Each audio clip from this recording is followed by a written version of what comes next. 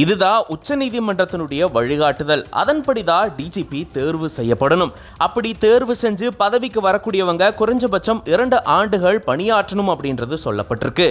ஒரு சில நேரங்கள்ல அவங்களுடைய ஓய்வு காலம் முடிகிற வரைக்கும் அந்த பணியானது நீட்டிக்கப்படலாம் அப்படின்னு சொல்லப்படுது. இந்த நிலையில தான் தமிழக அரசு தாமதம் காட்டிட்டு வந்த சூழல்ல இப்போ பட்டியலை தயார் செஞ்சு யூபிஎஸ்சிக்கு அனுப்பி வச்சிருக்கிறதா கூறப்படுது. அதுல குறிப்பா மூத்த அதிகாரிகளான சீமா அகர்வால், ராஜீவ்குமார், சந்தீப் ராய் ரத்தோர், கே வன்னிய பெருமாள், மகேஷ்குமார் அகர்வால், சஞ்சய் மாத்தூர் உட்பட மூத்த காவல்துறை அதிகாரிகள் 19 பேருடைய பெயர்கள் இடம்பெற்றிருக்கிறதாகவும் கூறப்படுது. இதுல அதிகபட்சமா சந்தீப் ராய் ரத்தோர் அவர்களுக்கு வாய்ப்பு அதிகமா இருக்கிறதா சொல்லப்படுது.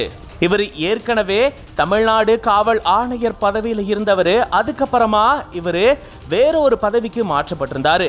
சென்னை பயிற்சி பள்ளியினுடைய டிஜிபி பொறுப்புல இருக்காரு. அது தவிர இந்திய அரசினுடைய ஏடிஜி பொறுப்புலையும் இப்ப இருக்காரு.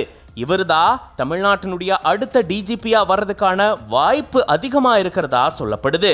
இதொரு புறம் இருக்க இப்ப பாத்தீங்கன்னா இன்னொரு பேச்சும் எழுந்திருக்கு. அதாவது தற்போதைய டிஜிபி சங்கர் ஜிவால் அவர்களுடைய பதவி காலம் நீட்டிக்கப்படலாம் அல்லது அவர் இடைக்கால டிஜிபியா செயல்பட வாய்ப்பு இருக்கிறதாகவும் இது தொடர்பா தமிழக அரசு பரிசீலனை செஞ்சுட்டு வரதாகவும் கூறப்படக்கூடிய நிலையில அதுக்கு வாய்ப்பு ரொம்பவே குறைவு, அந்த மாதிரி செய்ய முடியாது அப்படின்னு காவல் உயரதிகாரிகள் தெரிவிச்சிருக்காங்க.